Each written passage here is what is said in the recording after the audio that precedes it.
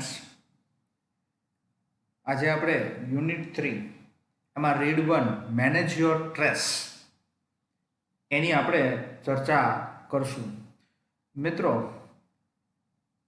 World health ઓર્ગેનાઇઝેશનના એક સર્વે મુજબ કે જે માર્ચ 2019 ની અંદર કરવામાં આવેલો કે 89% ઓફ ધ પોપ્યુલેશન, એટલે કે આપણી જે વસ્તી છે ભારતની, એમાં 89% છે એ લોકો છે એ સ્ટ્રેસથી સફર કરે છે, મીન્સ કે તણાવથી પીડાય છે.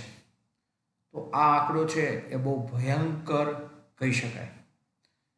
મિત્રો, એવું પણ નોંધે છે એ સર્વે કે દર 3 સેકન્ડે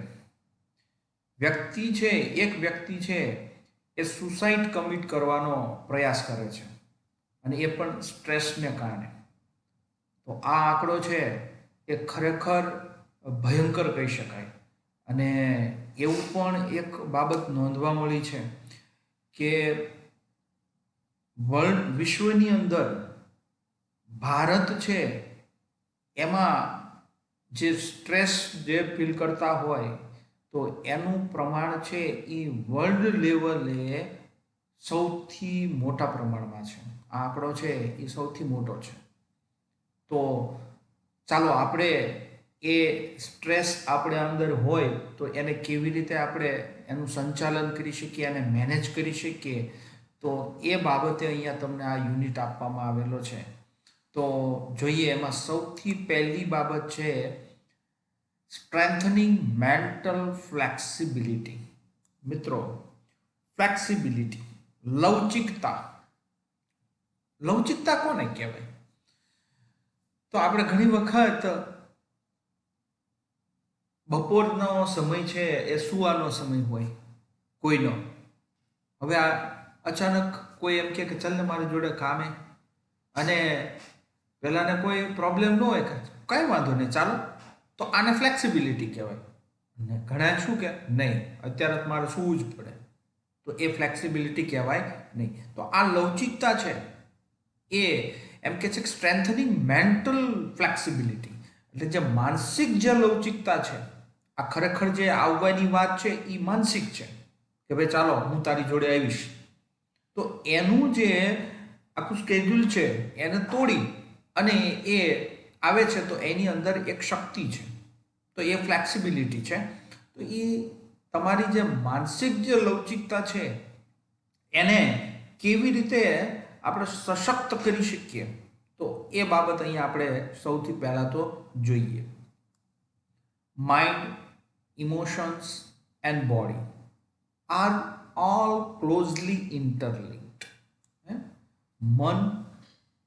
માઇન્ડ એટલે મન, ઇમોશન્સ એટલે કે લાગણીઓ, અને આપણું તન, બોડી, એ એમ કે છે કે આર ઓલ ક્લોઝલી ઇન્ટરલિંક્ડ.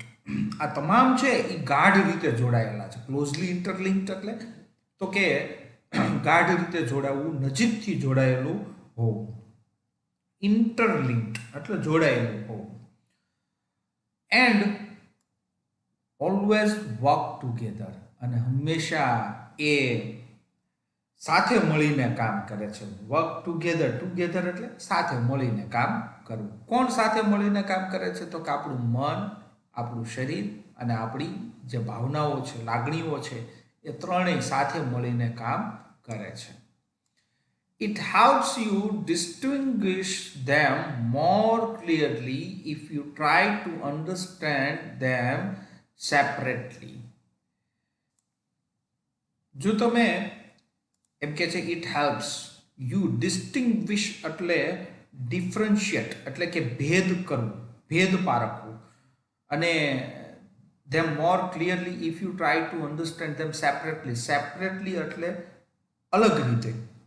તો અલગથી જો તમે એમ કે છે કે અલગથી એને પારખવાનો, સમજવાનો પ્રયાસ કરશો, if you try to understand them separately એટલે કે જો તમે અલગથી એને સમજવાનો પ્રયાસ કરો તો તમને એમ કે છે કે વધુ સ્પષ્ટ રીતે સમજવામાં ભેદ પારખવામાં, ડિસ્ટિંગ્વિશ એટલે ભેદ પારખવામાં એ તમને મદદ કરશે.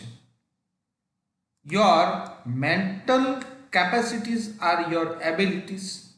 હે, તમારી જે માનસિક જે ક્ષમતાઓ છે એ જ તમારી શું છે?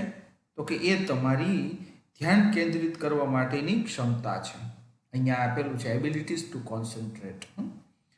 પછી તો કે બીજી કઈ ક્ષમતાઓ? Two take in new information, કોઈ નવી માહિતીઓ છે અને એને તમારી અંદર લેવાની. To remember old and new information, જૂની અને નવી જે માહિતીઓ છે એને યાદ રાખવાની. આ બધી ક્ષમતાઓ છે. આ કઈ? તો કે તમારી જે મેન્ટલ કેપેસિટીઝ છે એ જ તમારી આવડત છે. પણ કઈ કઈ આવડત છે? તો કે ટુ કોન્સન્ટ્રેટ એટલે કે એકાગ્ર થવાની. પછી to take in new information, નવી માહિતીઓ છે એ અંદર લેવાની. To remember old and new information, જૂની અને નવી માહિતીઓ છે એને યાદ રાખવાની. And to be in a position to think logically, અને જેમાં તાર્કિક રીતે વિચારી શકો. થિંક લોજિકલી એટલે કે તાર્કિક રીતે વિચારી શકો તેવી પોઝિશન બનાવવાની. આ બધી તમારી શું છે? તો કે એબિલિટીઝ છે. અને એબિલિટીઝ એટલે શું? તો કે તમારી mental કેપેસિટીઝ. You need your mental capacity in order to study, to work, to impose a constructive and workable order on your life. તો મિત્રો કે છે કે તમારે you need your mental capacity in order to study, અભ્યાસ કરવા માટે, to work, કાર્ય કરવા માટે, to impose a constructive and workable order on your life, તમારા જીવનને એક રચનાત્મક, કન્સ્ટ્રક્ટિવ એટલે રચનાત્મક, અને વર્કેબલ એટલે કે વ્યવહારુ બનાવવા માટે. તો આ બધા માટે and to make rational day to day decision, અને રોજબરોજના તાર્કિક નિર્ણયો લેવા માટે. એમ કે છે કે તમારે શાની જરૂર પડે? તો કે યોર મેન્ટલ કેપેસિટી, તમારે તમારા માનસિક ક્ષમતાની જરૂર પડે. આગળ વધીએ હવે. ફોર એક્ઝામ્પલ, એક એક્ઝામ્પલ આપે છે. If you had the choice of walking to work or taking the car. એક એક્ઝામ્પલ આપે છે, બહુ સરસ છે કે તમારી પાસે જો કોઈ ચોઇસ હોય, if you had the choice of walking to work, તમારી પાસે એમ કે છે કે કામ પર જવા માટે ચાલીને જવાની ચોઇસ હતી, અને બીજી ચોઇસ હતી ઓર ટેકિંગ ધ કાર, અને કાર લઈને જવાની ચોઇસ હતી. The fact that it was રેઇનિંગ hard, અને હકીકત એ હતી કે વરસાદ મુશળધાર વરસી રહ્યો હતો. And you had a cold, અને તમને ખુદને શરદી હતી. તો આ બધી બાબતો છે food lead you to the decision. તો તમને એમ કે છે કે આ બધી સિચ્યુએશન છે કે કઈ કઈ સિચ્યુએશન? તો કે વરસાદ વરસી રહ્યો હતો, અને બીજું કે તમને શરદી હતી. તો એ તમને કયા નિર્ણય પર દોરી જઈ શકે છે? તો કે lead you to the decision that it was better to take the car, કે અત્યારે કાર લઈને જવું વધારે સારું છે અથવા વધારે હિતાવહ છે, એવા નિર્ણય ઉપર તમને લઈ જશે. That would be a rational decision based on the current circumstances. અને આ જે તમે નિર્ણય લ્યો છો કે ભાઈ કાર લઈને વધારે જવું વધારે હિતાવહ છે, તો એ નિર્ણય છે એ તમારો કેવો નિર્ણય હશે? તો કે રેશનલ ડિસિઝન, એટલે કે તર્ક સંગત, એટલે કે તાર્કિક નિર્ણય કહેવાય. અને એ પણ based on the current circumstances, જે ત્યારની જે સ્થિતિ હતી, પરિસ્થિતિ, એને આધીન એ તમારો તાર્કિક નિર્ણય કહેવાય. તો આ રીતે તમને પહેલો પેરા છે એ તમને સમજાવે છે. સેકન્ડ પેરા જોઈએ આપણે મિત્રો. The mind is the rational logical part of you. હવે મન છે એ એમ કે છે કે રેશનલ એટલે કે બુદ્ધિ ગમ્ય, એટલે રેશનલ એટલે તાર્કિક અને લોજિકલ એટલે પણ તાર્કિક જ થાય. હે તો એવો તર્કસંગત ભાગ છે. કોણ? તો કે માઇન્ડ. કોનો? તો કે તમારા બોડીનો, કે જે that helps you to make unemotional choices. હે જે તમને એમ કે છે કે ભાવના મુક્ત બધી પસંદગીઓ છે એ કરવા માટે તમને મદદ કરશે. બીજે ક્યાં મદદ કરશે? તો કે to store and retrieve information. Store એટલે સંગ્રહ કરવી અને રિટ્રીવ એટલે પુનઃ પ્રાપ્ત કરવું, મેળવવું. એટલે કે માહિતીને સંગ્રહ કરવા કે પછી એને મેળવવા. તો એમાં એ મદદ કરશે. પછી ક્યાં મદદ કરશે? And two order and calculate. આ જ માહિતીને ટુ ઓર્ડર એટલે ક્રમમાં ગોઠવવા અને એની ગણતરી કરવા તમને એ મન છે એ મદદ કરશે. It's the counterpart to the emotions. હવે કાઉન્ટર પાર્ટ એટલે એક એમ કહી શકાય કે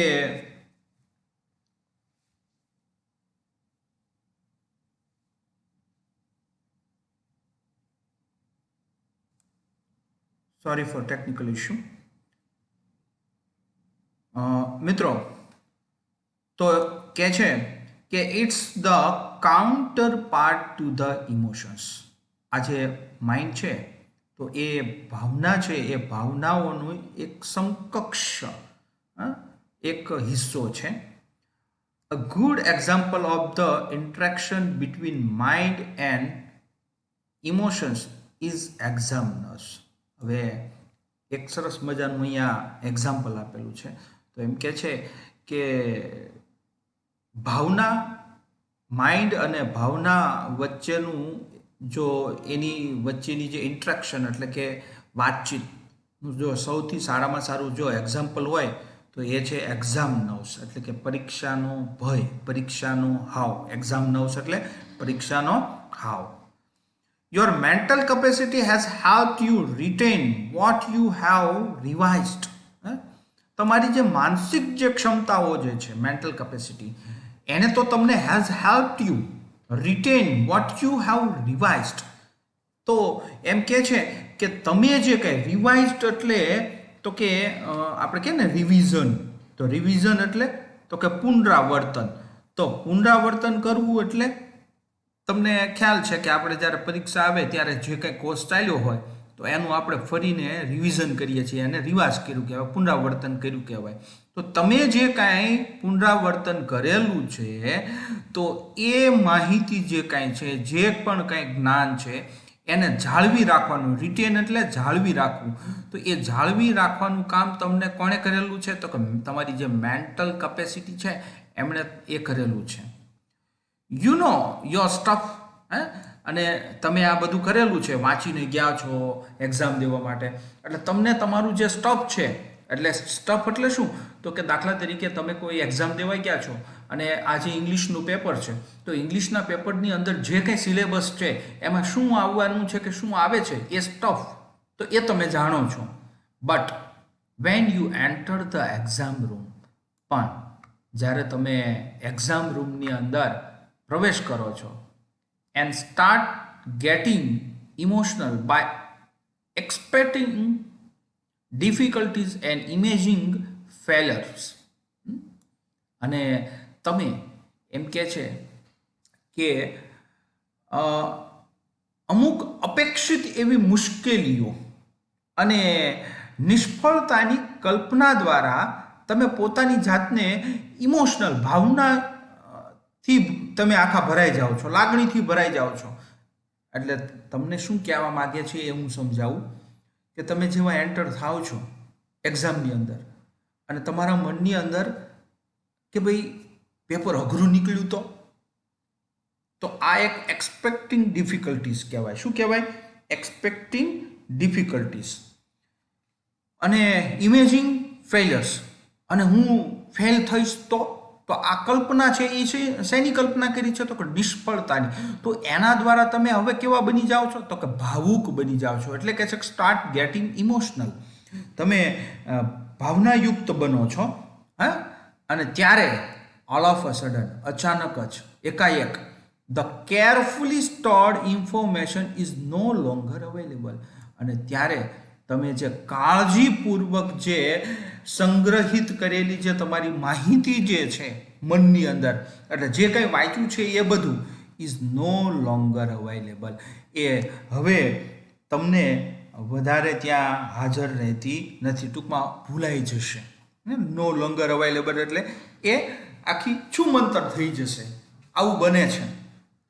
જો તમે એક્ઝામની અંદર તૈયારી કરી હોય અને તમે ગયેલા હોય ને આવી બધી તમે એક્સપેક્ટેશન રાખી હોય કે આમાં જો અઘરું નીકળશે ને આન તેન તો વગેરે, તો તમારે જે વાંચ્યું છે એ પણ યાદ રહેતું નથી. આવું બનશે. એટલે કે છે your emotions have barred the way to your inner information store. અને તમારી આ જે ભાવના ઉઠી છે, કઈ ભાવના ઉઠી છે? તો કે ફેલ્યરની, નિષ્ફળતાની, અને બીજી તો કે expectation of difficulties, expecting difficulties, કે અપેક્ષિત મુશ્કેલીઓની. તો એ જે ભાવના ઉઠી છે એ શું કરશે? તો કે have barred the way to your inner information store. તમારા જે સ્ટોરની અંદર જે માહિતી સંગ્રહાયેલી છે, આંતરિક માહિતીઓ છે, તો એ આંતરિક માહિતીના સંગ્રહ કરવાના માર્ગમાં એમ કે છે કે આ બાર ધ વે એટલે કે બાધિત બનશે. એટલે કે તમારો રસ્તો રોકી રાખશે, એ માહિતીને બહાર આવવા દેશે નહીં. એટલે કે છે do you find yourself reacting in any of the following ways? તો હવે તમને નીચેના મુદ્દાઓ એમ કે છે કે તમારી જાતને આ ફોલોવિંગ વે એટલે કે નીચેના જે રસ્તાઓ છે એમાં રિએક્ટ કરતા તમારી જાતને તમે ક્યારે જોયેલા છો, અનુભવો છો? તો હવે કેવા રસ્તાઓ છે? તો કે છે you find it difficult to concentrate on things.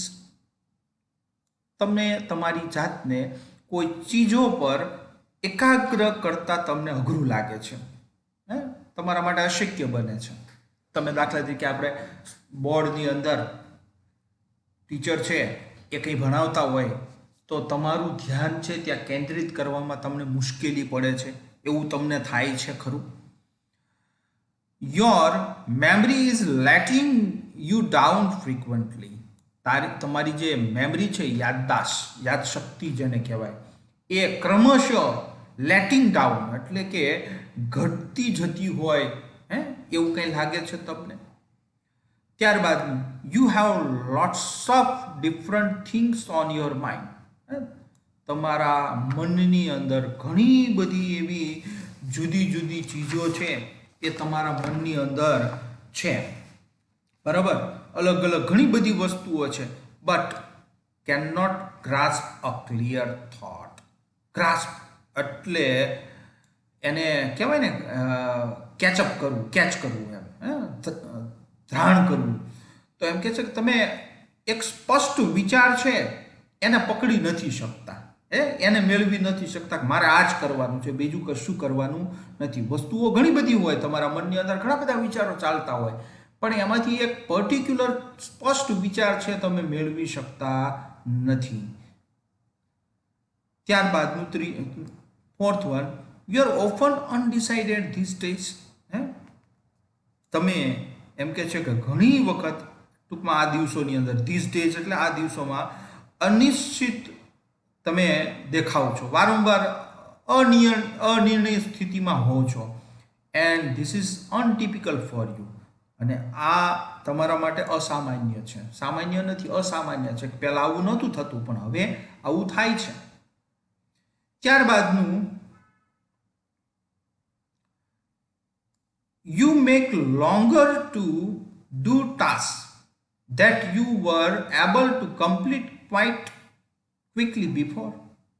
એટલે કે છે કે તમે જે ક્રિયાઓ છે, ટાસ્ક, કાર્યો છે, પહેલા એમ કે છે બિફોર ઝડપથી કરવા માટે સક્ષમ હતા, you were able to complete quite quickly before, એ પહેલાં ઝડપથી કરવામાં સક્ષમ હતા, એ જ ક્રિયા હવે એમ કહે છે કે you make longer to do task.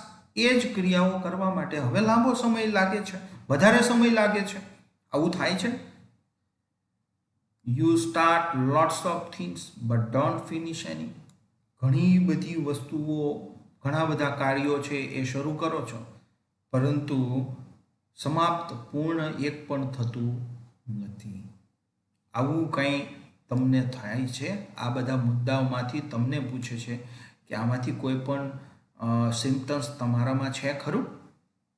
અને જો હોય, કે છે ઇફ યસ, જો આમાંથી એક પણ સિમ્પટમ્સ હોય, then it gives a sign of mental stress present in you.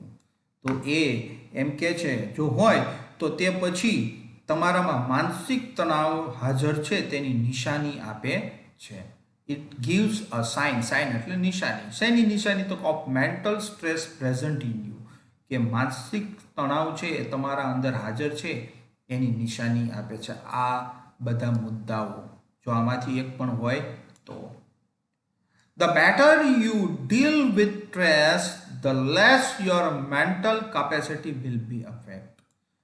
જેટલા તમે વધારે સારી રીતે સ્ટ્રેસ સાથે એટલે કે તણાવ સાથે એમ કે છે કે વ્યવહાર કરો, ડ્રીલ એટલે કે વ્યવહાર કરવો, તેટલા જ ઓછા the less your mental capacity will be affected. એટલી જ ઓછી તમારી માનસિક ક્ષમતાને અસર, ખરાબ અસરો પડશે. અફેક્ટ એટલે અસર થવી, ખરાબ અસર થવી. The following exercise will help you build better stress resilience and rebalance yourself if your mental capacity has already started to suffer due to stress. અને કહે છે જો અહીંથી આપણે શરૂઆત કરીએ, if your mental capacity has already started to suffer due to stress. due to stress એટલે તણાવને, જો તમારી માનસિક ક્ષમતા છે એ તણાવને કારણે જો ઓલરેડી પીડિત થવાનું એટલે કે તણાવને કારણે સહન કરવાનું શરૂ થઈ ગયું હોય તો એમ કહે છે કે ધ ફોલોવિંગ એક્સરસાઇઝ, નીચે દર્શાવેલી જે એક્સરસાઇઝીસ છે, will help you build better stress resilience. તો રેઝિલિયન્સ એટલે શું? તો કે સ્થિતિસ્થાપકતા. શું? તો કે રેઝિલિયન્સ એટલે સ્થિતિસ્થાપકતા. ફરી વખત બોલું છું, ઝડપથી મુશ્કેલીઓમાંથી બહાર આવવાની ક્ષમતા એને રેઝિલિયન્સ કહેવાય. ને રીબેલેન્સ એટલે ફરીથી સમતોલ મેળવવું, સ્થિતિસ્થાપક કરવું. તો એમ કે છે કે સ્ટ્રેસમાંથી ફરીથી બહાર આવવાનું, અને પોતાની સ્થિતિને મજબૂત કરવા માટે આ એક્સરસાઇઝ છે એ તમને મદદ કરશે. અને એ એક્સરસાઇઝની વાત આપણે નેક્સ્ટ લેક્ચરની અંદર કરશું.